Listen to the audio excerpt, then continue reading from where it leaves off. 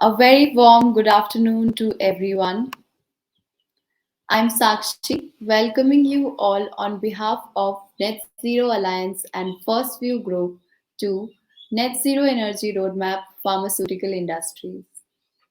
I take the pleasure of thanking our panel members for extending their immense support to organize this event, and a very special mention to our sponsoring partners here, Tata Power and Sunshow Energy, for being our crusaders. I would now request my team to play the commercial video for Tata Power.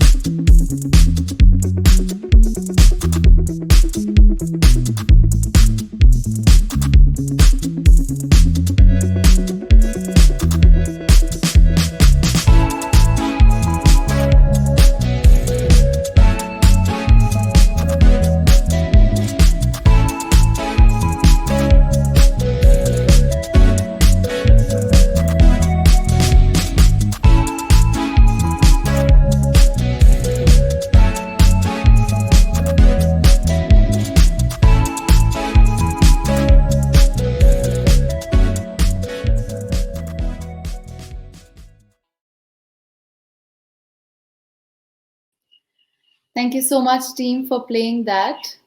Um, our sponsor, a representative from Tata Sure will be Tata Power will be here with us shortly. So we will play the next commercial video from Sunshow Energy.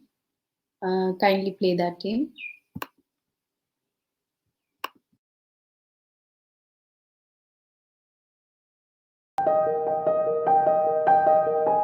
Why should you go solar? Did you know that India is now producing the world's cheapest solar power, the cleanest source of energy in the world? So what makes solar so attractive? Of course, you make massive savings on electricity bills, but there are also great tax benefits on solar investments. Let's simplify this for you. The price of solar energy remains fixed while the grid costs go on increasing. So your savings go on increasing year on year. Over its lifetime, a well-engineered plant saves over 7 times its investment. It's environmentally friendly. A 500 kilowatt solar plant helps offset CO2 worth more than 4,000 trees every year. Sunshore Energy is the complete solutions partner on your solar power journey. We help you from conceptualizing your solar investment to commissioning of the assets and its operations over its complete lifetime, all from under one roof. We are a team of IIT alumnus driven to propel India into a solar-powered, energy-sufficient future. We are right now the largest rooftop solar company in India, aiming to create a portfolio of 1,000 megawatts of solar power assets by 2022, with running projects in over 15 states. Corporations can transition to solar power through rooftop solar, while larger power needs can be fulfilled from open access solar plants. These plants are set up far from the premises, and the power is delivered directly to the facility. With the combination of rooftop solar and open access, large corporations can shift up to 90% of their energy to solar and bring down power costs by 40%. We will assist you in navigating the complete financial landscape of the project, and also guarantee best-in-class energy generation from solar plants we create for you. Our expertise in site surveys, assessment and compliance to the highest international standards for our designs ensures complete satisfaction. A dedicated project manager ensures that the project is planned and executed with world-class quality and safety standards. Timely delivery of the project is monitored closely with the aid of daily progress reports till the project is handed over to you. Post-commissioning, the asset management team provides performance assurance to your plant. This is achieved with our timely maintenance schedules and advanced analytics practice on real-time data from the plant. You will receive business-grade reports on a daily basis, and all major system events will be brought to your notice. Sit back, relax, and watch the sunshine turn into gold for your business.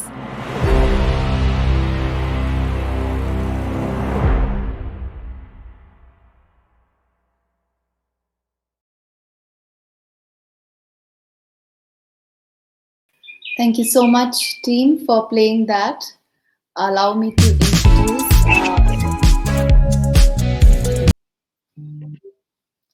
Allow me to introduce Mr. Kartikeya Sharma, who is the co-founder of Sunshore. He will be giving the presentation for his company. Welcome to screen, Mr. Sharma. Hi, Sakshi. Hello, everyone. Thank you so much for organizing this fantastic webinar and making Sunshore a part of this. I extend my thanks to all the pharmaceutical industry thought leaders who have joined us today. And I will, without spending more time on this, just move to presenting our company presentation and talk a little bit about what net zero means for the pharmaceutical industry and what are the various things that industries can think about in terms of moving towards a net zero scenario for each of your individual companies. So starting with a brief introduction to Sunshore. Sunshore is one of the leading CNI decarbonization partners in the country, and we do so by enabling very large corporations by moving to renewable energy for their operations. We've been doing this for almost a decade, since 2014, and very recently we have raised a very large equity funding round from Partners Group AG, which makes us one of the most well-capitalized renewable energy players working with corporations in India. We are a full stack independent power producer, which means that we do everything from project development to conceptualization for your power needs, to land acquisition, to execution of the project, and then operations and maintenance for the entire lifetime of the project. So with us, we offer you a one-stop shop for your entire renewable energy journey, from concept to reaching RE100. Partners Group, who is our equity investor, is one of the largest infrastructure investors in the world and is based out of Zurich, Switzerland. They have over 9 gigawatts of renewable energy across the globe, and Sunshore is their first and exclusive investment in India. and our target is to deploy over 3 gigawatts of renewable energy capacity over the next 4 years. Our solutions include plain vanilla, solar and wind, and also hybrid round the clock power. We sell this power through power purchase agreements, which means that you don't have to make any investment in these assets and just enjoy cheaper and green electricity, which would be delivered through the existing infrastructure to your facilities. We also offer green attributes for industries to offset the last mile of their carbon footprint, whether it is from scope 1, 2, or 3 emissions. And we also offer virtual PPAs for corporations who do not have physical locations for them to draw power. Some of our customers include some of the largest corporations operating in India and RE100 committed entities. In the pharmaceutical sector, we are working with Niche Pharm and Albert David, and in discussion with several other leaders in the pharmaceutical industry to help them move towards RE100 goal. And of course, we work across segments, across states, and across solutions to ultimately meet the needs of our customers. Currently, we have a 1 gigawatt projects pipeline, which is across all the key states, key industrial states in India, and also includes a 450 megawatt ISTS project in Rajasthan, which is whose objective is to supply power to entities in states where intrastate power is not very feasible. For the pharmaceutical industries, I will take you through a certain roadmap that we believe is key. It's the fundamental for understanding how to move to a net zero goal. So, net zero essentially means eliminating all the carbon footprint that is generated as part of emissions that result from your business activities. So scope 1 emissions result from on-site power generation or on-site co-generation or as a result of certain chemical reactions which might be part of the manufacturing process. This is key for the pharmaceutical sector, as a lot of pharmaceutical companies, especially manufacturing APIs or base molecules, use on-site power generation and also involve chemical reactions which emit harmful gases into the environment. The mitigation strategies for scope 1 emissions include replacing your existing power generators or at least displacing part of that energy by using power by on-site RE generation or battery storage. And also a path forward is to improve the energy efficiency of the plant. Scope 2 emissions result from where you draw your power from outside of your premises, which in this case means the electricity that you purchase from the grid. Mitigation strategies here include again moving towards open access PPAs from renewable energy or buying RECs from power producers such as Sunshore for offsetting your electricity needs. And scope 3 emissions essentially mean the byproduct of your business and how you handle that, such as the waste that is generated, or how your downstream vendors or upstream vendors are actually working in order to supply you with your raw materials, and how your company employees are traveling, what kind of commute they are commuting they are doing, such as air travel, etc., etc. So here, the biggest mitigation strategy is to inculcate circular economy practices, encourage suppliers to take up more renewable energy, and electrifying your logistics. So using electric vehicles instead of using fossil powered vehicles for your deliveries and company commute and so on. So out of these scope 1, 2, and 3 emissions, we believe that in scope 1 and scope 2, decarbonizing your power use is the lowest hanging fruit, as India has some fantastic avenues for corporations to buy green power. They can either buy behind the meter renewable energy, or you can go to an open access route and buy power from large plants which are located outside of your premises, because behind the meter, the key con of using behind the meter is that your capacity is limited by the space that is available within your premises. Whereas in open access, you can, offset over 75% of your use, depending on the state in which you are and the technology that you go to. And then last but not the least is buying, renewable energy credits or other kinds of green attributes, to offset the remaining part of your power use.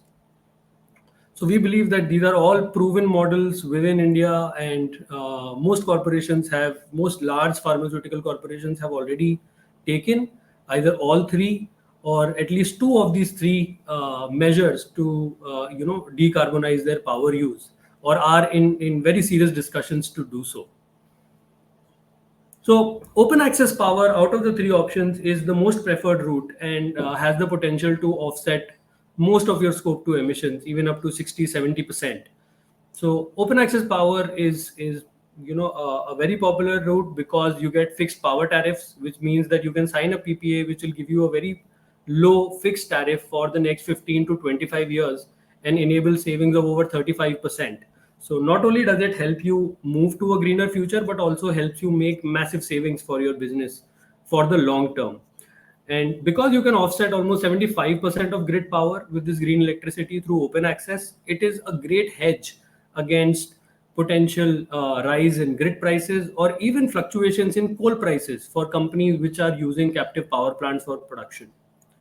Something which is very important to note is that in the open access model that companies like Sunshore offer to customers, you take no exposure to risk in project development, technology, or operations of the plant. You simply have to sign up and agree to paying a fixed tariff for the project, and the number of units delivered are completely guaranteed, and all risks are borne by the power producer. The government also has given a lot of promotional policies and waivers, which make sure that this power purchase becomes very effective and profitable to companies and does not create a burden as companies move to a more sustainable future. Some of the largest pharmaceutical companies that we were talking about have already signed large PPAs across the country and have set a great example for other pharmaceutical leaders. Of course, we've only put 3-4 names here on the board, but over 20-25 pharmaceutical companies in the country have already signed large open access PPAs and are moving towards a RE100 future in India.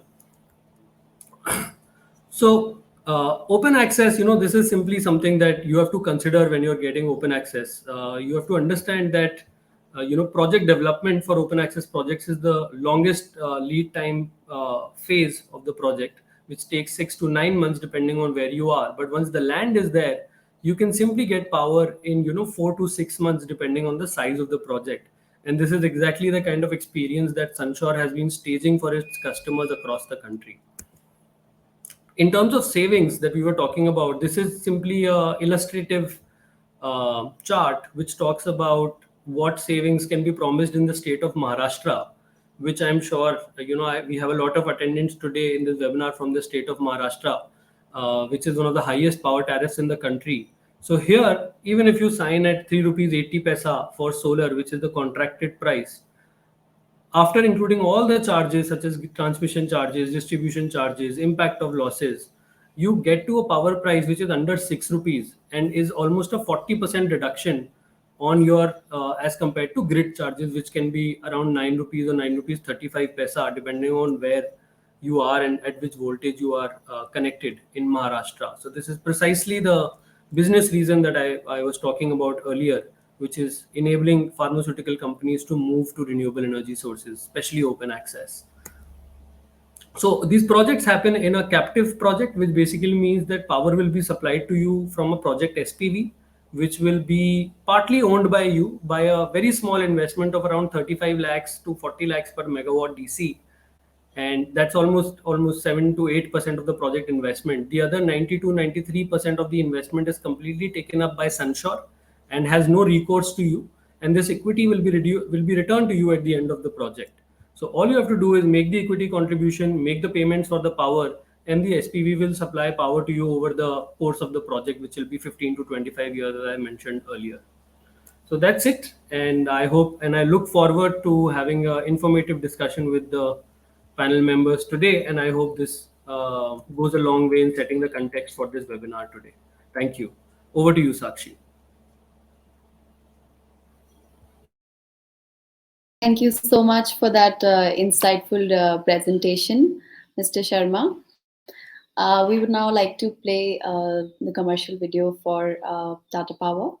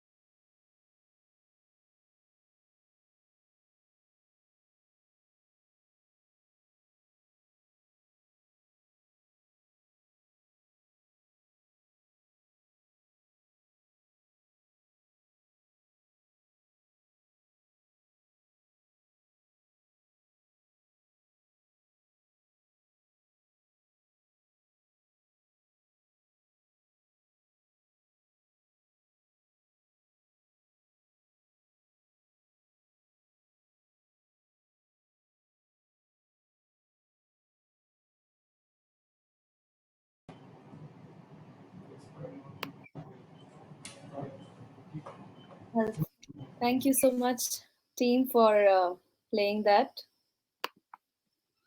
I would like to make a small announcement here. Our attendees can uh, post their questions in the Q&A box, and our speakers will take up those at the end of the panel discussion. As we all are aware that net zero is an ambitious plan and goal that requires a collaborative effort across different industries. As the world moves towards a more sustainable future, the pharmaceutical industry must take steps to reduce the carbon emissions and carbon footprint and become more energy efficient. To address this, our webinar today will aim to focus the spotlight on the pharmaceutical industry. Our webinar today has brought together many industry experts, researchers, policymakers, and other stakeholders to discuss the challenges and opportunities associated with achieving net zero energy in the pharmaceutical sector. Allow me to introduce the elite panel that we have for today.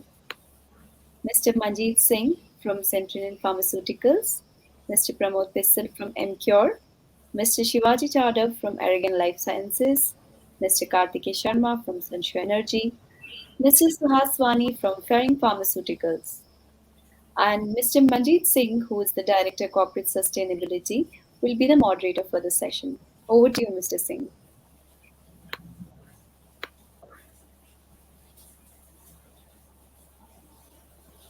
Mr. Singh, you are on mute. You have to. Yeah, thank you very much, Shakshi, for this, I would say, great opportunity to discuss today decarbonization, abatement of carbon, which is really very important topic for pharmaceutical industry. Okay.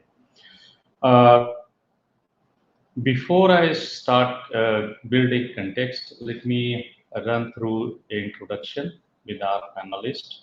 So we have a couple of experts from pharmaceutical industry who has very versatile experience in environment and sustainability. And I'm looking forward that we will be having a great sharing of knowledge, let us say best practices, as well as insights how to build, let's say, sustainable manufacturing of pharmaceutical, which is very, very important topic at various pharmaceutical supply chain platforms. So I take this opportunity first to introduce Sohaswani. I'll request him to be on the camera if he can. Yeah. Suhash is Associate Director for EHS at Fairing Therapeutics Private Limited, and he is looking after Ambernath and Hyderabad location. And he has 24 years of versatile experience in field of production projects, EHS, and sustainability. By education, he is chemical engineer, MBA in environment. He has couple of other certifications, to his credit. For example, qualified safety professional, certified in resource efficiency, environment, and sustainability, and leadership through safety. He is a certified trainer. So he worked with many, I would say, prestigious companies, and right now, he works with Fairing Therapeutics. We will come to you, Suhas, after I build context, and then we'll come to you and look forward to hear from you. Yeah. Then we have from industry, Pramod Pisai. He is EHS head, process safety and sustainability, one of very, very important functions, in industry, in pharmaceutical particularly, and he works with MCure Pharmaceutical Limited. He is very well experienced professional, and he is, let us say, utilizing the best available techniques, technology, methodologies to manage his functions. So we'll also come to promote later on, and would like to hear from him the various experience, and would like to look forward, his great sharing. Yeah. So in addition to our industry, let us say expert from pharmaceutical, we already listened from Kartika, and we would also like to have couple of, let's say, get his insights into how to accelerate decarbonization, and he already made a very fabulous, very impactful and impressive presentation. And that's was really very convincing. Those are economic numbers, financial numbers, and all on PPA, virtual PPA, and all that. We will speak on that. I think that's very interesting, very interesting. Okay. So before we go to our panelist, so I would like to, let's say, build context why it is important for pharmaceutical industry and why it is important for India. Okay. So all of us are aware, and we are hearing to the headlines, print media, electronic media, social media about climate change. So the word is suddenly, yeah, let's say last 20 years, I would say it's more faster now, is caught by surprise what is going to happen by 2050, right? And the climate change. And we saw many events happening across the globe. In our country, we see many natural events which are becoming very frequent as compared to the past. Okay, so the word came together. They have created an organization, IPCC. All of us know about that. Then usually there is a conference of parties. So India is also signatory to it. And IPCC said, okay, we are not able to arrest the global warming, climate change by 2050, we would be having very devastating effects. So a lot of biodiversity would be depleted, and it would be really havoc, let's say, for the planet. So that's why they set net zero target by 2050, and they set a trajectory. Let's say they worked on a couple of trajectory, 1.5, 2, 3, and 4. So let us say a few years back it was 2 degrees centigrade, but now they said no, we cannot permit. Let's say temperature shouldn't increase more than 1.5 degrees centigrade by 2050. It is known as 1.5-degree trajectory. Okay. So India being signatory, our Prime Minister committed last year, I believe, that we would be net zero by 2070. Okay. And if we look at the highest emitting country, India is at number 3, not per capita, but as a nation, as a country. So with this, now what is happening in Europe? Europe is going very faster, and Europe and US has come up with many legislations. So I would like to cite those legislation because those legislations are going to impact pharmaceutical business. Uh, Fortunately, I had been on a couple of dialogues which happened in European Union Commission on their new, let us say, pharma legislation, which is now in European Parliament to get approved. Okay. So a couple of legislation I will mention. For example, they have legislation call it a Green Deal, zero pollution, and then there is a legislation called environment and human rights due diligence, which every company has to do. And let me also, I will explain at the end how it is applicable to India. And then there is couple of nations, they are building a environment criteria into the procurement. Means a pharmaceutical which is produced, a API or FDI produced by using a sustainable method, which is green, and they will get about 16 to 20 marks up than the other, let us say, producer who won't produce, or who the other if the other producer is a, let's say, polluter. Okay. And then eventually European Union came up with a legislation I talked about, pharma legislation, which is under approval, that also talks about if any European Union country want to import, they are advising to put in certain, importing some medicine, they have to put in certain environment criteria, which also includes carbon emission, GHG reduction.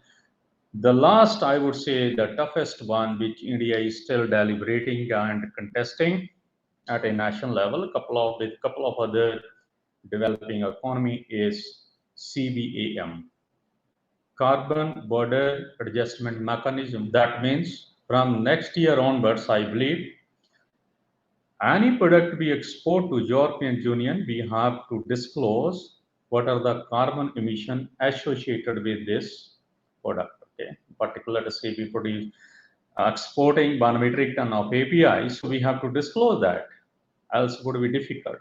So maybe 1 or 2 year have grace, and thereafter I think 26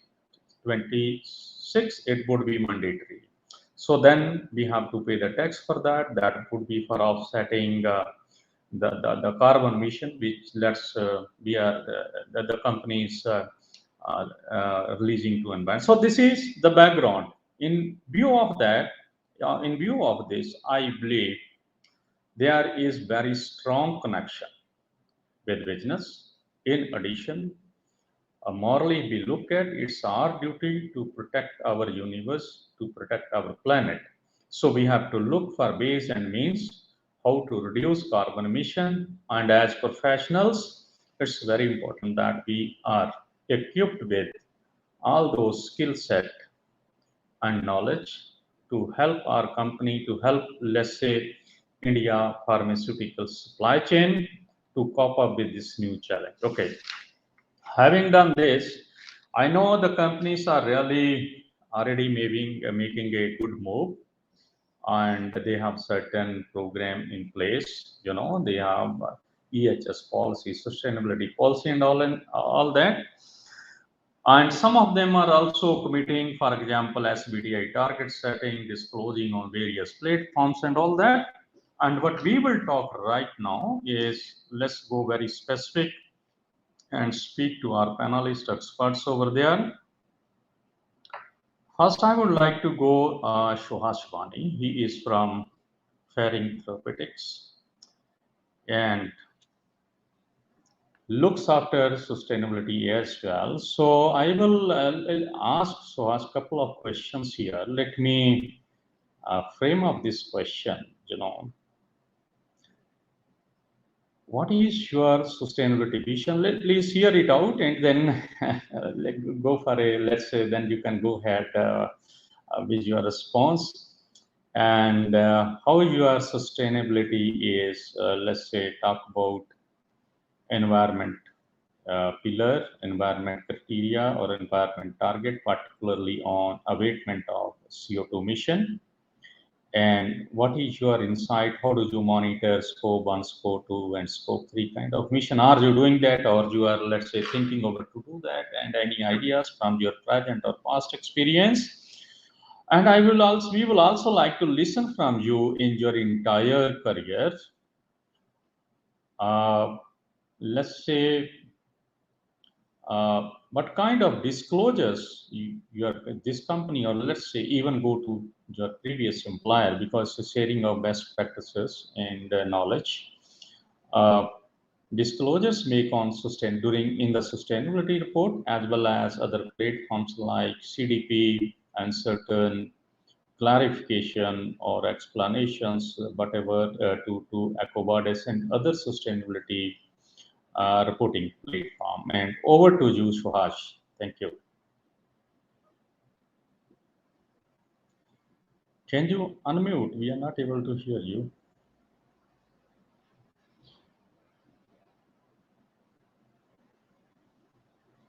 Please unmute, Suhash. Oh no, not yet. We can't hear you.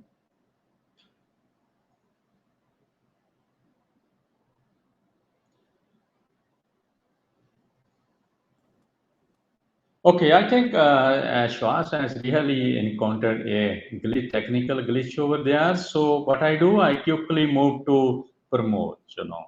So Pramod is from Pure Pharmaceutical, you know, and they have a couple of sites in India. And I will really move to Pramod regarding sharing, for example, you know, best practice, but the, you know, about your sustainability versus greenhouse gases emission connection, A, B, and benefit of transitioning to, let us say, zero energy for your, let's manufacturing, right, moving to renewable energy. and how it is helping company. Yeah, and if you can also like to share, let us say, agree, let's say best practices, or if your company, for example, has a program to building, let's say, green manufacturing right from R&D, let's say mapping sustainability right from research and development till the scale up. So over to you, Pramod. Yes, good evening, all. I think my voice is clear to you. Yeah, we can hear you. Yes, yes. Going for the zero net mapping, our organizations focusing right from the design of the products. So during the designing of the products, so we are focusing on the how we optimize the energy first of all. So our API manufacturing blocks, we are using the various unit operations and processes and utility services, and getting the desired products, we require the energy. So we are using the energy from the renewable energies. So basically, we are using the steam for the prepared boilers, and which is having a we say nil concentration of the SO2, and the agro waste we are using for the boilers. So this is the first steps we have adopted and implemented last 10 years, and we are calculating our the CO2 emissions. So overall, last year during the API manufacturing, our hazardous waste generation per ton of the products is 3.5 metric ton. For example, suppose we manufacture 1 ton of API, generally 3.5 tons of the hazardous waste is generated, and nearly about non-hazardous waste is the 1.2 metric ton. So this is the one benchmarking we have prepared for the API industry.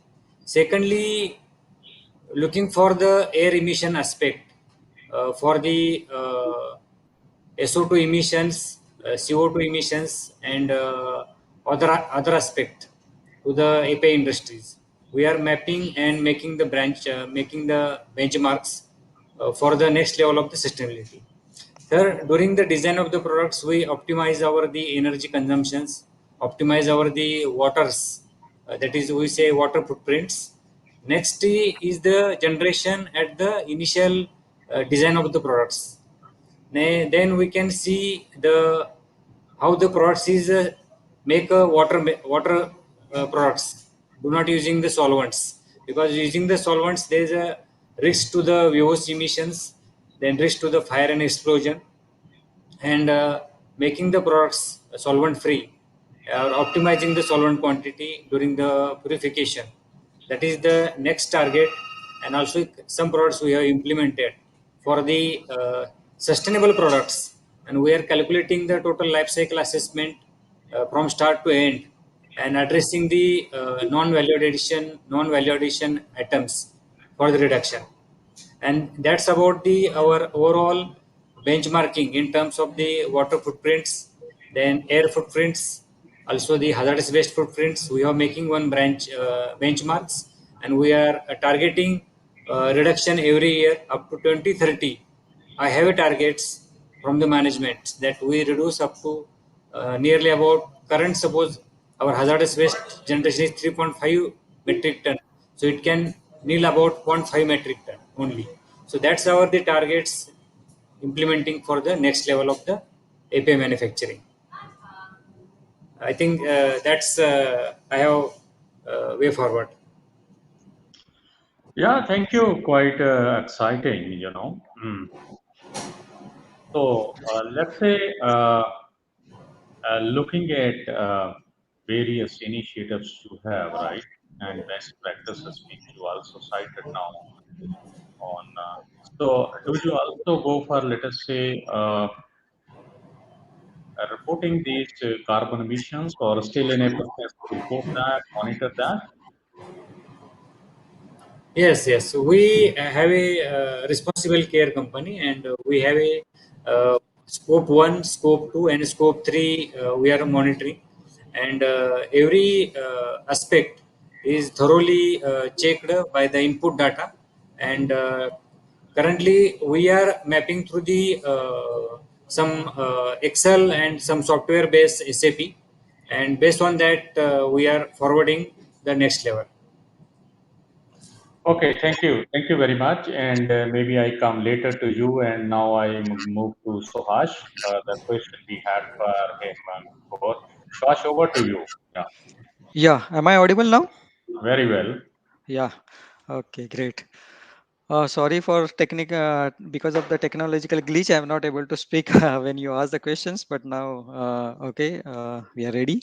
So regarding the GHG vision, the fairing started discussing on or deciding on the GHG emission from last 2 years, and fairing having a business across the globe, and they are into the APIs and formulation mainly.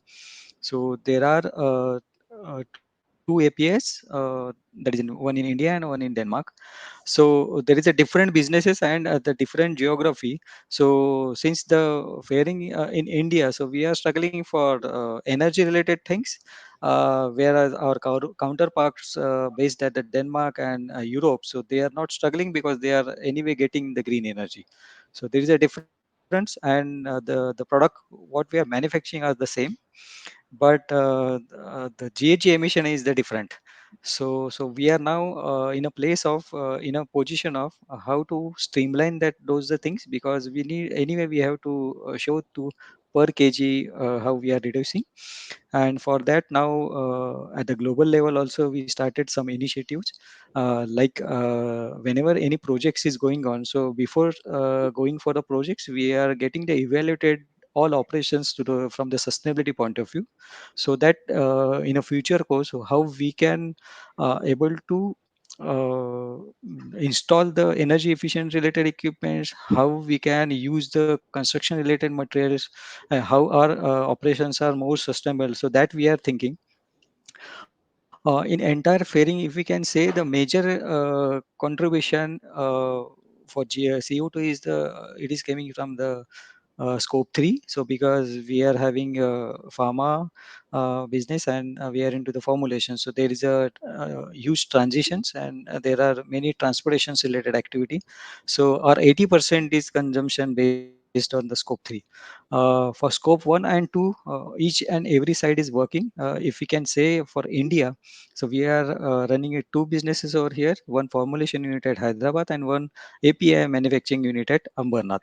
So for that operations, we are working on energy efficiency related equipment. So how we can able to reduce the energy. And as Sanshore rightly pointed out that from in Maharashtra, there are more difficulties for getting the solar energy. So we are from last 2 years we are struggling, and we are now exploring for that how we can get, because for our India operations the major contributor is the energy. Regarding the waste disposal, one of the key criteria in the pharmaceutical business, that disposal of the waste, which is much important, because whatever the waste generated for the pharma industry, majorly it goes for the incineration and for the landfilling. But those are the last aspects. Before that, we have to use that. We have to try to recycle, reuse. So for that, there are few things, that pre-processing, co-processing. Now in Maharashtra, the co-processing is allowed. So the companies are now started searching for the co-processors where they can send Suhash, waste. Yeah, so yeah. just to, I have just to, let's say, hold you for a couple of Okay. seconds. So I have some other question in mind. Yeah. Okay. Hmm. So how do you see carbon emission, or let us say decarbonization, linked with your customers? You know, sometimes pharmaceutical company they go to get long questionnaire on Hmm. sustainability, and they are also hugely deep diving into, let's say, your energy consumption, right? Hmm. And Yeah. they also look at mitigation. And how do you see when you have certain questions, and how do you see the connection with renewable energy eventually when you look at, let's say, your customer asking to reduce your carbon emission? So Yeah. first of all, kindly illustrate if you came across any connection with business, let us say Hmm. customer, and then connection with renewable energy.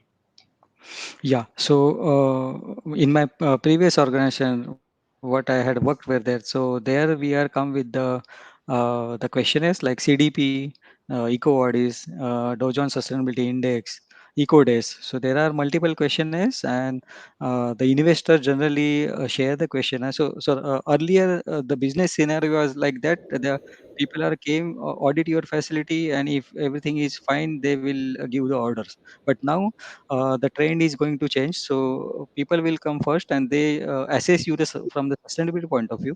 They share with the questioners. By answering that questioners, they are able to see how the company is performing, whether my money is going to safe or not in future course. So they want a sustainable business. So for that, they assess your company on the ESG portal, where your entire data they can see, and they can able to see how the company is performing. Then they are going to invest. So it is a very good exercise, I can say. I came across the all questions. I reported on DJs also, EcoAudis also, EcoDesk, CDP also, and the huge questionnaires are there. So each and every question you have to, whatever you are demonstrating in your organization, you have to give them a information, and they are having very good platform. Through that they can assess your company. So these are very actually good thing, because of that reason the people are now working that since my business continues there, so I have to work for my waste reduction or the renewable energy related things. The major part play by the renewable energy, because any company, uh, it's whatever the operations are there, they are carried out in their organizations based on the electricity basis, and those things are play a major role. So if you go for the green energy, your CO2 emission drastically down. Yeah, So thank you. Thank you. I think you really deep dived into, let's say, even how during innovation part you take do assessment of sustainability, how it is yeah. linked to customer, how does renewable energy Mhm. plays a role. But sustainability, this is question for you, but I will come to you later. Just Ah, hear the yes. question, okay? Okay. Then after having question to you, I will move to Karthikeya on certain other questions. So Ash, question to you, just to ponder over. Usually sustainability, let us say Indian parlance, it is not a direct contributor. It's not seen as a direct contributor to the bottom line, to the revenue, right? So companies usually love to add more to reactors rather than, or to formulation lines rather than invest into sustainability or renewable energy, whatever we call, right? So uh, in such a situation, how do you convince, let us say, uh, cost savings originating from, let's say, sustainability initiative like renewable energy or new technologies and all that, and convince your management to buy your ideas, buy your opinion. So this is a question for you. I'll come to you later. Now I move to Karthikeya, and he already did an excellent presentation. Then I have question for Karthikeya, right? Uh, I saw a great approach how a collaboration will happen with the industry. I saw very little investment, right? So my question to you is, still I feel a, that companies are a bit again hesitant to get over to. As per my experience, I may be wrong, but I'm bringing up this question because I faced it. Go to green energy because of certain investment, long term, let's say, long term PPA, like for example, 25 years is quite binding over companies, to commit on that. That is one thing how to do overcome. And my next question is, so what are those government policies and initiative to accelerate, uh, let's say, renewable energy or green energy infusing into industry, So these are two questions to you. Yeah. We can't hear you. Can you unmute? Please unmute.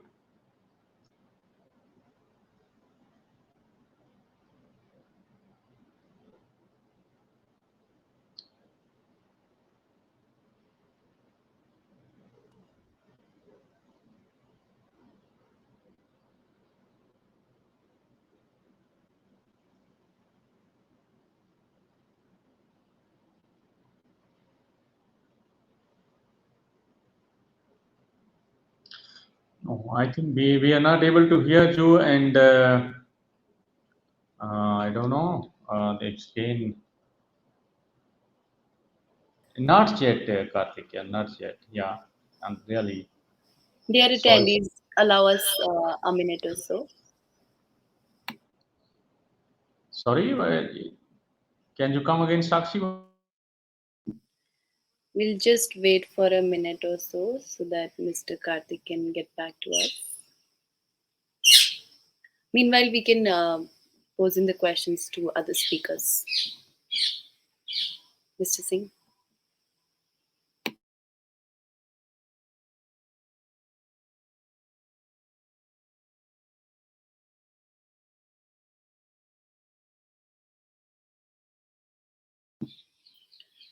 While Mr. Karthik is trying to join back, we can have some other speakers who can take up the questions, Mr. Singh, right? Yeah. Then I moved to Sohash about this cost saving and versus how it turns around in the eyes of, let's say, leadership management. Do Okay. you really see that cost savings are seen very clearly by, let's say, management, and they get inclined towards renewable energy sustainability program? Yeah. Over to you, Swaj. Yes. So the thing is that to convince management is a very difficult task, but always there is a opportunities, and if you can present facts and figures, so then they're definitely going to give the approvals. For my one of the organization, when we are working for this rooftop solar, so earlier it was very tough, but once we uh, prepare the business case, so the team of my team members, engineering persons and myself, so we prepare the case study on that and presented to the management. It was approved, and what we have quoted, that I think we are 2.5 years we give them a payback, but it is already comes under the 2 years, and which is validated by the finance director also. So Hmm. the kind of things how we are presenting is more very important. And the recent example of in these organizations also, when I joined this organization, there is no thought about the energy getting from the outsource. But when we convince that, I give that the same example when my previous industry, and show them the business case. So Hmm. now we here also they have started thinking, but the only challenge that we don't have a rooftop, the clear roof for installing the rooftop solar.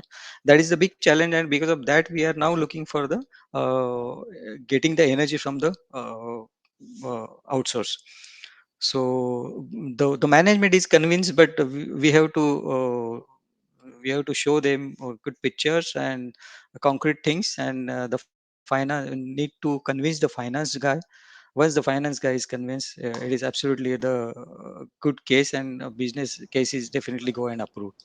Yeah, thank you, Yeah, Swaj. yeah, It's Manjeet ji, insight. can you Yeah, hear I'm me? over to Karthikeya now. Yeah. yeah. Okay, fantastic. Right. Sorry for the technical glitch there, but now I hope everyone can hear me clearly. So, Yes. Manjeet sir, great. Thank you so much. And so, Manjeet ji, thank you first of all for posting these great questions. And I believe these are the two top questions in the mind of any industry when they are looking to find ways to buy maximum possible renewable energy. I think what Suhas ji just talked about, the fact that so there are two broad options, right? One is using the space that you have available within your premises to set up a solar power plant. It could be land, it could be your own rooftop, or it could be solar power but your space might not be that congruent to that requirement, and hence even after putting behind the meter maximum utilization of your space within your premises, you are able to offset maybe 10% of your total energy.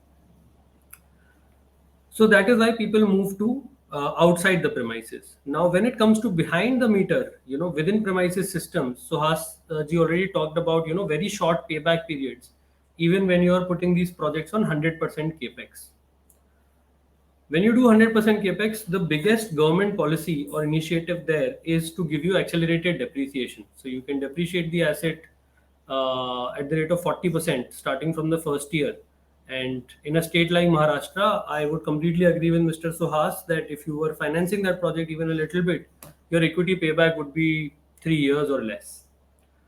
Now, for coming to the bigger picture, the open access renewable energy PPAs, which help you offset anywhere from 50% to 70% of your energy use from the grid. Those are places where the investment becomes tenfold. So, for example, in your facility, if you're putting up a 2 megawatt, 3 megawatt open access, you might want to put up a 15 megawatt or a 20 megawatt. So doing a capex investment of 100 crores or so over there becomes very difficult. So that is where companies like Sunshore come into the picture. And what we offer is that you don't have to make any real equity, a real capital investment into the project. What we do is, and I was showing that on a slide as well, that we create a captive structure SPV. Now, captive structure is again a government provision, and it comes from the Electricity Act of 2003. So very early on, in 2 decades ago, the government actually thought about how they can solve the power availability problem for industries, because that's the main problem for industrial acceleration. So for that, what they said is that if you want, you can just invest 26% of the equity component in a company and let somebody else invest the 74%, preferably somebody who is in the power business. And you can just call that plant your own captive plant. So they brought down the threshold for qualifying a project as captive. Now, what that does is, let us say we are setting up a 20 megawatt solar project, which is roughly 100 crores in cost. The equity investment there would be only around 30 crores, and 26% of that will only be something like 8 crores. So the industry simply invests 8 crores in this project SPV, and the remaining 92% is taken care of by Sunshore or any other power developer. And what they do in return is that we sign a long term PPA with you, where what we do is we set a fixed price so that we are assured that you will buy power for that period of time, and we will get a return on the investment that we have made. Now, this is where your second problem comes into the picture, the long term PPA. That typically standard practice in the market is to sign a 15-year, 20-year, or a 25-year PPA and similar lock in period. So most companies have this concern that what will happen in the next 15 years nobody knows, and so that is a clear risk that corporations see in entering such PPAs. But that is a risk, but that risk actually comes with a reward, and that reward is that you are able to get very low tariffs, so you are able to make a lot of savings. So theoretically, you can actually reduce that lock-in period. You can actually go for a 5-year, 7-year, or a 10-year period. But the trade-off is that you might have to pay a slightly higher tariff for a shorter lock-in period, because in our business, longer tariff periods allow us to distribute returns over a longer period, hence give a lower tariff. So to directly answer your question, you can actually reduce the risk of long-term PPA by signing a shorter-term PPA, but at a higher tariff. Now, at the same time, when you're signing a long-term PPA, it's very important to understand in what scenarios exactly you will need to exit the PPA. So the way I see it very practically is that there are two primary risks to the end consumer. Number one, that during the 15-year period, what happens if the 3 rupee or 4 rupee saving that we are seeing today becomes a negative saving? That maybe, so the charges that are levied on solar become very high, or the grid tariff for some reason starts going down. which is a trend that we have never seen before. But let us say that happens because 15-year period beg people to think like this. So to offset this particular risk, what we do is we tell our customers that, hey, we will never let that happen. In any scenario during the 15-year period, if your tariff, your landed solar tariff and your grid tariff become the same, or solar tariff starts to go higher than the grid tariff, then we will give you a discount so that your savings are restored. And if we don't give you that discount, then we have to figure out a way in which you can get an exit from the PPA without any liability. Jitna, whatever savings you've made so far, they are yours, and we can just end the agreement if it becomes something which is a loss-making proposition to you. So that is how you mitigate that risk. The other risk is that, hey, we are contributing an equity investment, and a lot of pharmaceutical companies, especially companies which are foreign owned, have a big concern on making that equity investment within entities in India. So there, the best way to mitigate that risk is in the shareholders agreement. And in the shareholders agreement, we give provisions such as your equity will never be, touched by any other liability of the SPV. Your equity will be in a way ring fenced, such that whenever you exit the agreement, your equity is as it is returned to you.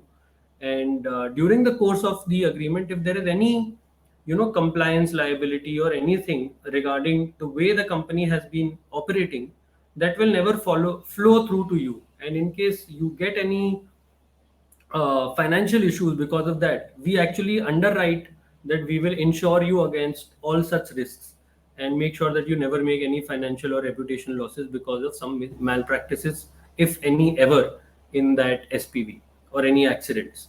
So in a sense, we kind of insure your financial savings by giving you a minimum savings guarantee, and we insure your corporate risk by giving you, by insuring you against any corporate malfunction or any corporate fall through that might happen during the course of the agreement.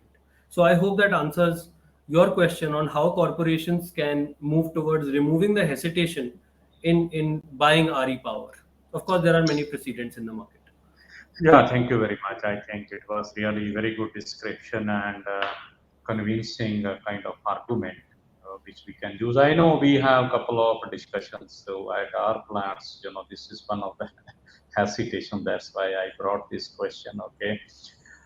But on the other side, I see renewable energy is the only solution, I would say, or the panacea to cut down your greenhouse gases emission. We saw that all during those calculations going for SBTI commitment and all that. Okay. But if we look at India, we, let's say, read about commitments, that we would be net zero 2070. That means we have to go for renewable energy. But on the other side, when certain companies they want to really build their scenarios around substituting fossil fuel or conventional energy with green energy, so availability is again issue. It's still issue. I would say it's a really an issue.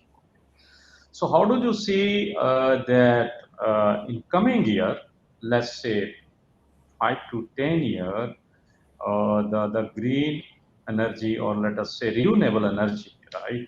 Production. How do you see that rate of production of that energy, installation of that capacity? How do you see that? That's one question we would like to hear from you. Thank you. So again, sir, wonderful question, and it's a very unconventional question because mostly the when I meet industrial customers, the impression that I get is that customers feel or corporations feel that there is there is endless supply of renewable energy, or there are just too many players in the market, and just there is so much renewable energy which is available, and that's why they can take their own sweet time in taking the decision and get very unrealistic financials also around them. Mm-hmm. But the reality is actually what you're talking about. The reality is that in our country there are few states, like I said, Maharashtra, Tamil Nadu, Karnataka, Uttar Pradesh. Right now, only these four states have good policies for renewable energy procurement through open access. outside of these states, a lot of pharma heavy states like Andhra Pradesh or Telangana or Gujarat actually don't have great policies to for companies to actually use open access power. Even if they have, then it's a very small quantum that you can take. So that's number one constraint is the policy constraint. The number two constraint, sir, is the fact that the amount of demand of renewable energy which is there, because you rightly said that for any industry which is exporting today into the US or into EU, buying renewable energy is the top of the list item. And if all of them actually go out and start trying to buy or meet their renewable energy goals, you will find that there is simply not enough, even in those states, the kind of demand which exists is so high that there is not enough capital with power producers today to go out and be able to deploy that capacity. So even if everyone in our industry, including Sunshore, puts all their money in the next 2 years, the demand which is actually there is almost 3 to 4 times of that to meet it. So there is a financial constraint to that. So that is why it's important that companies like us continue to raise capital. Banks make favorable rules for lending to these projects so that equity can be utilized. And number three, and the most important thing which is overlooked, is that there is an actual infrastructure constraint, sir. So when you set up an open access project, you actually set up an open access project next to a government substation. Now, government substations are few and far between. And even if most of the large government substations are located to close to urban areas, where buying land for renewable energy projects is impossible. So what you are left with is a very select set of substations, government substations, which are located in areas where you can actually buy land, and there is actually available sunlight or wind potential for you to generate power. So once you look at the problem deeply, you find that India has a lot of sunlight everywhere. There is sun. We have 300 sunny days a year. But when the industry wants to actually buy renewable power, you are actually left with a very small set of possibilities. You need the good right transmission infrastructure. You need to make the right timing, because you don't want to hit the market when the market is in a capital constraint, and you should be located in a state which actually works. So these three filters are the biggest filters, which are constraining renewable energy supply to industries. Having said that, even with these constraints, the kind of capacity that India has put up in open access is incredible. So last year we did almost, I think, 3 gigawatts of open access just for industries. That's 3,000 megawatts across India. The year before that, we had done around 1.2 gigawatts. So that's almost a 3x increase. And I feel that by the time it's 2030, in the next 7 years, given the current corporate ambition, I think we could be looking at 30 gigawatts of CNI focused solar or renewable energy under open access. So 10x in the next 5 to 7 years. Thank you very much to hear this very encouraging, let's say, insight from your side. So now we really look forward to have more and more renewable energy available, because that's one of very important, let's say, element now in our business, pharmaceutical. I think in other business as well. Okay, so Absolutely. thank you very much these insights. I go for a minute to promote, then I will move to Shakshi for Q&A session. Uh, Pramod, any comment from your side? Any last remark you want to make? Yes, thanks once again, and I think my voice is clear. Very well, very. Okay, looking the API industry or pharmaceutical industry, the zero energy is possible. It's required the very much passionate work, first of all. Or as we say during the API manufacturing, energy is the basic cost to the per ton of the API manufacturing, because without energy we cannot manufacturing a single milligrams of the API. So overall cost goes to the energy. If we calculate based on the our statistics, uh, electricity consumption per ton of the API. So that's if we see the overall energy consumption is nearly about we say per ton direct energy is of the CO2 is 1,24,069. This is our API statistics. It's not to every industry. This is the our API. So overall, if you manufacture the 1 ton of the API, we require nearly about 1,24,069 units. So this is the our benchmarking. Hmm.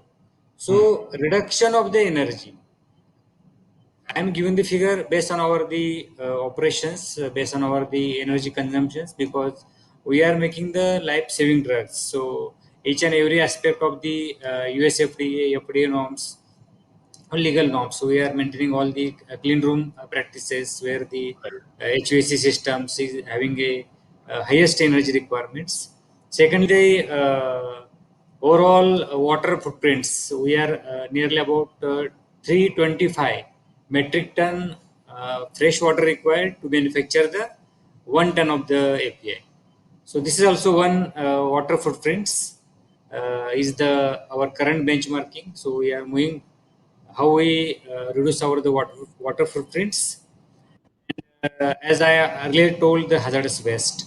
So definitely, these are the three pillars we are working on the sustainability point of view. So less energy consumptions, very much using this in efficient way, and produce the API to the society, and definitely going forwards. API or any industry having a near to calculate our carbon emissions and their carbon footprints on the labeling. So these are coming legislations that sits from my side. Yeah, thank you very much. Very good comments. I think that very good insight on this. Yeah, thank you very much. I think now we are done with our panel discussion time, and I really thank all the panelists for their very insightful, very interesting, and deep knowledge and sharing with all the people on the webinar who are attending this. Now I will hand over to Shakshi for Q&A session. If there are any questions, so we would like to answer those questions. Over to you, Shakshi. Thank you so much, dear panel speakers and our moderators. Before we move on to the Q&A session, we have a presentation by Mr. Kishan Gupta, who is the representative from Tata Power. Over to you, Mr. Gupta.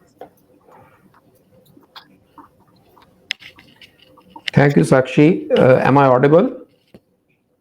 Yes, yes, you are. Okay, thank you very much. So I will be just going through the offering, what Tata Power is offering in the field of renewable energy. Basically, some of the things have already been discussed and very well discussed by Mr. Karthikeyan. And the team and the panel has rightly identified that renewable energy is one of the most important aspect for achieving net zero scenario for all the industry, and we are offering that solution for all the industry. And presently we cater to a very big chunk of renewable energy for ourselves as for our many of consumers.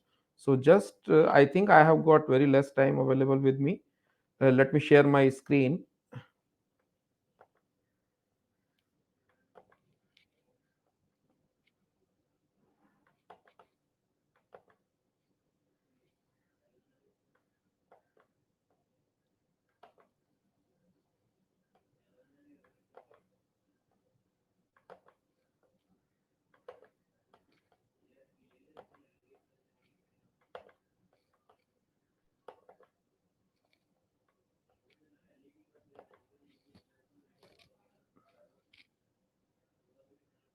Is the presentation visible?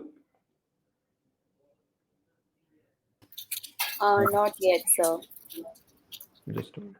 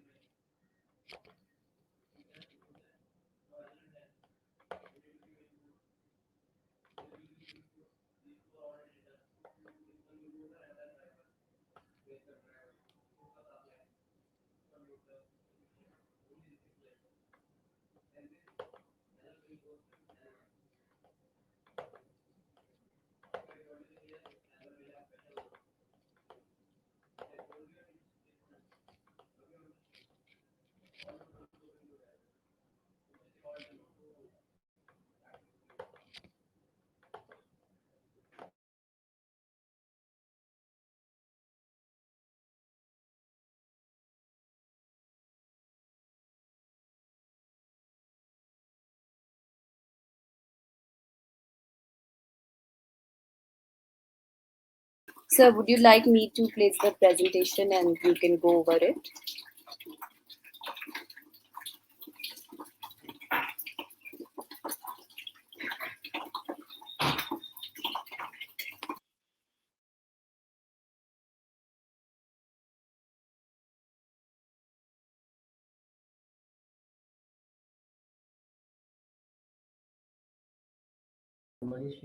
Is it visible now?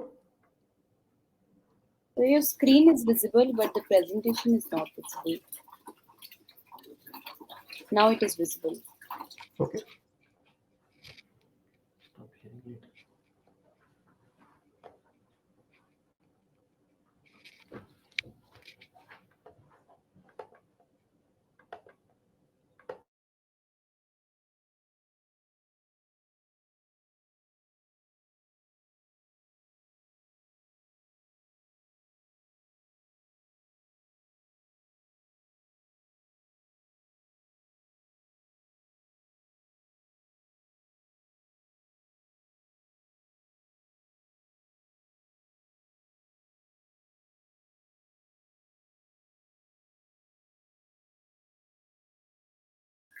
Sir, I can play the presentation on your behalf and you can go over it.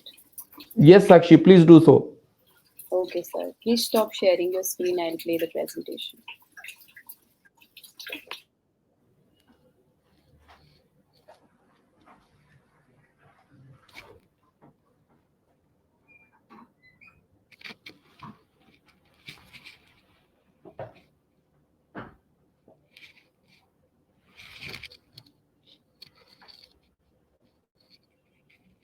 So this is about we are Tata Power and we are more than 100-year-old company. I will be just going through fast for the first of all our history that we have got assets in the field of thermal, hydro as well as renewable. We are into renewable actively for last almost 10 years. Prior to that, we were present in a very niche market. We were having association with British Petroleum and we were offering solar geysers. And since last 10 years, in fact more than 10 years, we are very much into renewable sector. So these are some of our asset base. We have got almost 9,000 of thermal, 1,000 megawatt of hydro, and the renewable is somewhere around 4,000. Apart from it, we are into another renewable fields also like EV charging, solar pumps, microgrid, as well as into home automation. Uh, Going to next slide.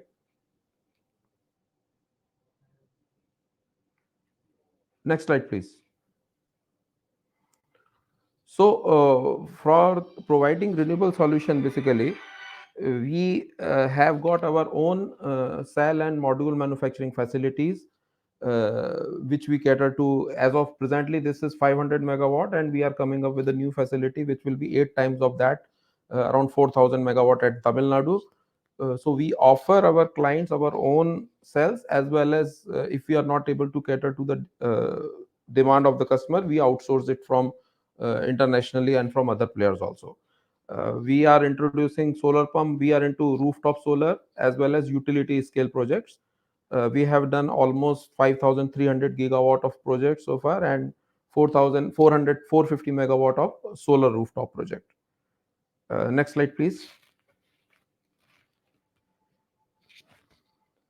So we are number one solar EPC player. We support throughout your project cycle. As during the discussion, it has come challenge that engineering and the finances are to be arranged by the consumer. So we provide single window solution for all of your needs.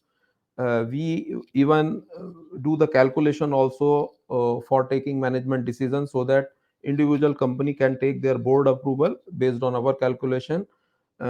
We just require your electricity bill of last 12 months, and we will be able to calculate how much savings will be there throughout the project life. We track day-to-day operations of the plant, and provide management dashboard reports also, so as to ascertain that the how plant is working. Next slide. So our offering in the field of renewable into various category, we provide rooftop solution as the regulation presently gives for group captive scheme of more than 1000 kilowatt or 1 megawatt and above. Below that, we provide rooftop solutions or floating solar or the carports area. So these are the word rooftop solution. These are called on-site solution. In case of off-site solution, we develop a solar park, and through that solar park we provide renewable energy to your works. So this is under group captive open access scheme. Even if you don't want to come for long term commitment for solar power, we can arrange through our trading arm the third party open access solutions also. If customer is interested to do 100% capex because of depreciation advantages, we do that also. And apart from it, we arrange power through power exchange also. So these are the possible solution under renewable offering we are offering to our customers. Please next. So these are some of our portfolio for the utility scale, as I have already mentioned, 5400 megawatt, and in the solar rooftop 500 plus. We have got channel presence in more than 150 cities, through which we manage our solar rooftop plant, and the other utility scale projects are basically managed by ourselves. Next.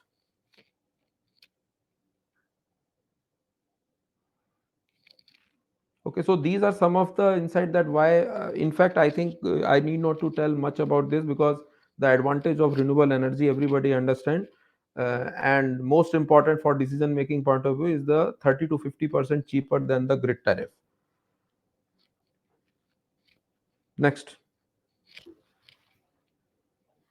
So this is how our group captive open access scheme works basically. As Mr. Karthikeyan has already mentioned that SPV will be formed, and that SPV will be based on 26% equity, and if project cost is, he rightly mentioned that if project cost is 100 crore, so out of which customer only need to pay around 7 to 8 crore for 26% equity. 75% will be arranged by us. It will be through Tata Power renewable energy arm, and rest of the equity infusion will be done by us.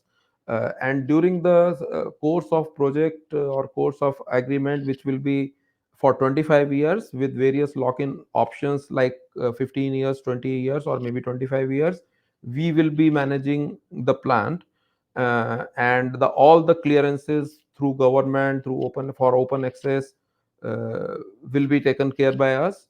Uh, and these projects could be within the state, or we can provide solution through CTU network also.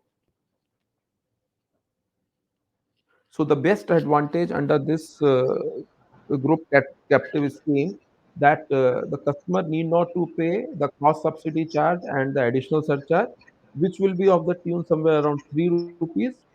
So depending upon the state regulation, it works out to be 30 to 50% of the savings in the discom based tariff.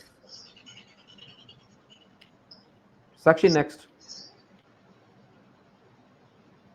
So these are some of the salient features which will be based on the term sheet and the agreement, that the lock-in period will be 10 to 25 years depending upon your requirement. 26% of the equity of the project cost will be shared by customer. Consumer fails to pay SPA for any sum payable under period 30 days beyond. So this is basically the contract will be bilateral, and if we fails to supply power on time, the difference between landed cost and the discount tariff will be borne by us. Uh, the payment and billing will be on the monthly basis, subject to some escalation if with the delayed payment charges. Force major event will be decided based on our joint discussion during the contract finalization. There will be some termination payment from the both the side. If we fails to fulfill the agreement, we are liable to pay charges to our customer and vice versa. So all these things will be mutually decided while the contract will be signed. And we intend to mention that once the contract is signed, we will be able to supply power within 9 to 12 months.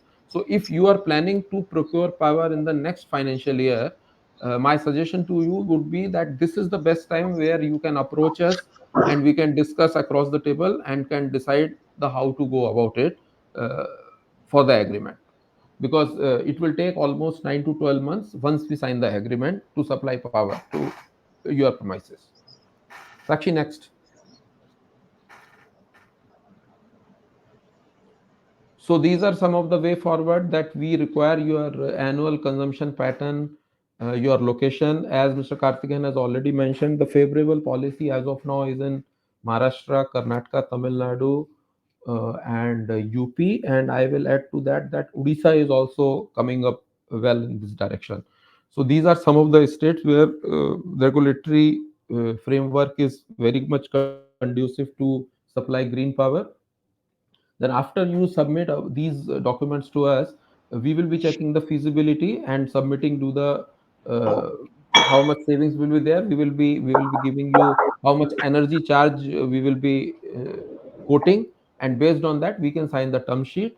Once the term sheet we these term sheet basically will be the non binding in nature, and based on these term sheet, uh, our customer as well as we will be taking our board approval, since these are the big ticket items.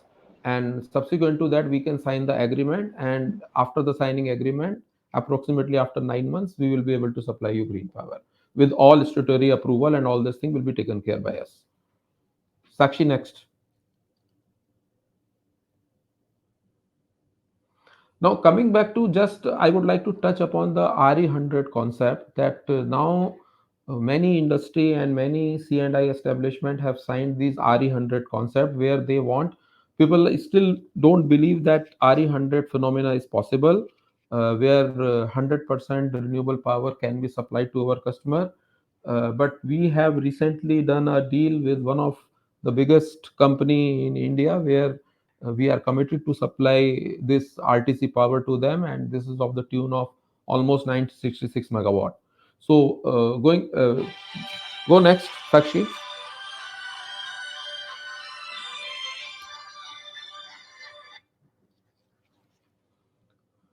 So these are basically TPREL, Tata Power Renewable Energy Limited, offering for achieving this RE100. As we know that solar power is available from morning 7 to evening 6 o'clock. Then subsequently to that, the wind power can be provided, and with the couple of this hybrid solution, the remaining uh, requirement for achieving RE100 can be achieved either through third party open access or through virtual power purchase agreement. There are solutions available in the form of pump storage as well as battery solutions. Only thing, these two solutions, pump storage and battery solution, as of now are slightly costly. So these gaps can be achieved through third party open access or through virtual power plant power purchase agreement. But the point of sharing this particular slide is that this RE100 concept is very much feasible, and this is going to be reality soon in India also. Sakshi, next. So these are some of the challenges, I have mentioned that the competitive tariff for RE100 solution, you can see in the right side table, I have shown that if you want a 10-year RE100 power solution with a 2 hours backup, which can be given through battery or through pump storage, the cost of power would be, impact of tariff will be 3.5. And if you want this storage 2 hours backup from 2 hours to 8 hours, the cost of energy tariff uh, goes almost double. And subsequent to that, if you want this 15-year life with 10 hours backup, then the energy tariff further increases. So the point here I would like to make that if we want, these are some of the challenges that if we would like to achieve RE100 in the immediately, so this will be, the cost of energy tariff will be high. But as the energy storage storage prices is coming down, this is very much feasible, and these prices will come very much near to the practical uh, range where we can achieve this RE100 price. So for achieving now, the point here I would like to make that if you would like to achieve RE100, the time is that we should first achieve RE40 and then RE70, and subsequent to that we can achieve RE100. So we can go in the phased manner for achieving this RE100 concept. Sakshi, next.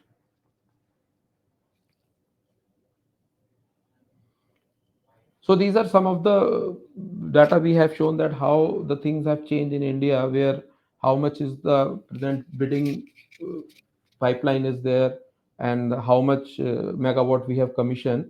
But by 2030, India renewable uh, capacity is estimated to be around 6 lakh 75,000, because we have already achieved 165 gigawatt, and 5 lakh gigawatt is yet to be achieved.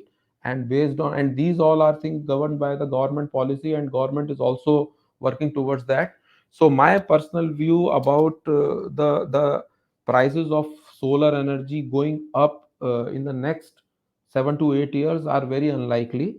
And because of that, this is still a very good solution in terms of commercial viability. And if you see the history of discom tariff for last 15 years, they have increased like anything. So even though many of our customers keep saying that for 15 years time period or 20-year time period, whether this uh, solar energy will be feasible for us, my answer is yes, it will be very much feasible. Sakshi, go next. So this is one of the case which I have sold, that we have recently bagged the order from one of the very big client of 966 megawatt of RTC solution. And how we have achieved, these are the various stages shown, that out of this 966, 41 megawatt will be coming through rooftop installation, 379 and 587 will be through solar and wind, remaining will be through by 2025 COD of 966 will be done, and we will be achieve this RTC for 1000 megawatt, almost 1000 megawatt in the first time in the country. And in this government regulation of CTU connection and ISTS charges have also been waived off. So these are some of the policy changes which are taking place through which these RTC solutions are possible now. Sakshi, next. So this is over to you now. That's it from my side. Now my submission to the attendees, all the customer from the pharmaceutical company and the other people listening to this, for any of these solution, you can contact me. My contact details are there, and we will be ready to help you in all possible way. Thank you very much. Thank you so much, Mr. Gupta, for that insightful presentation. I hope our attendees have a lot to take up from this. We will now be screening some queries and inquiries from the audience for the panel. Over to you, Mr. Singh. Who do you think is the right person who can answer these questions?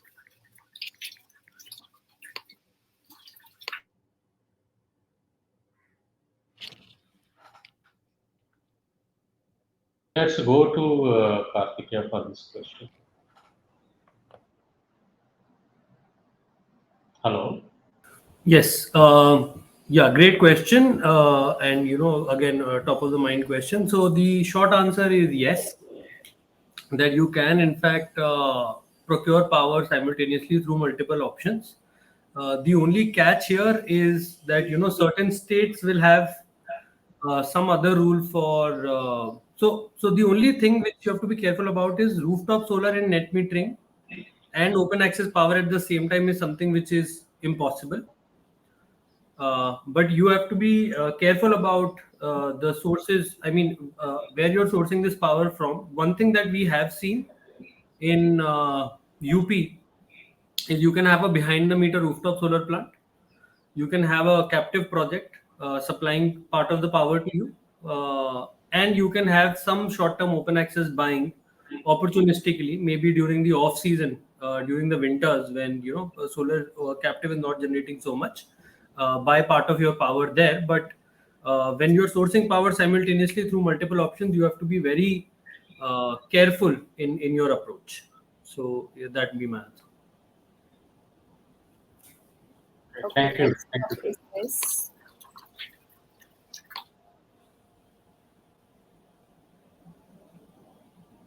Yes, yes, Neeraj, you definitely can do that. I just took this question, Sakshi. So I think we can move on to the next one. Yeah, I replied to these regulations basically. If we look at in India, all the listed companies on stock exchange, they have to submit business responsibility and sustainability reporting, which very well ask for GHG emission and reduction part. This is one thing. And secondly, recently European Union has come up with CSRD directives on 2025 onwards. All the companies who do business with the European companies or they are exporting product into Europe, they have to really submit this data. So definitely there are directives, some legislations over there. Yeah. I think that's all the questions that we had for today. And I would like to express my gratitude to all our esteemed speakers, and a very special thanks to you, Mr. Singh, for superbly managing the session. A big shout out to all our attendees for extending their time and support, and a special thanks to our partners, Tata Power and Sunshine Energy, for their immense support to help organize this event. We promise to be back with more such interesting events and exciting sessions. The floor is now open for networking. Thank you, everyone. Thank you.